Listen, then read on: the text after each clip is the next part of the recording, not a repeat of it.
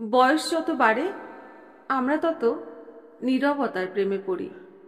হই হট্টগোলের থেকে দূরে গিয়ে একটা গোপন জীবন যাপন করতে ভালোবাসতে শিখি। শতাধিক লোক দেখানো বন্ধুর প্রাচুর্য ছেড়ে দুটো আসল বন্ধুর সাথে সুখ দুঃখের গল্প করতে শিখি।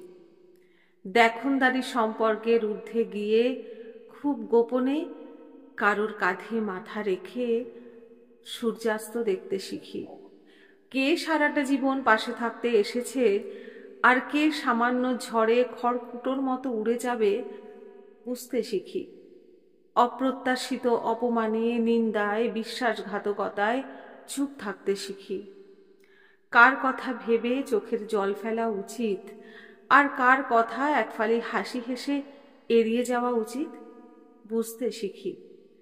জীবনের এই লম্বা সফরে আমরা প্রত্যেকে আসলে একটা যাত্রীবাহী ট্রেনের মতো।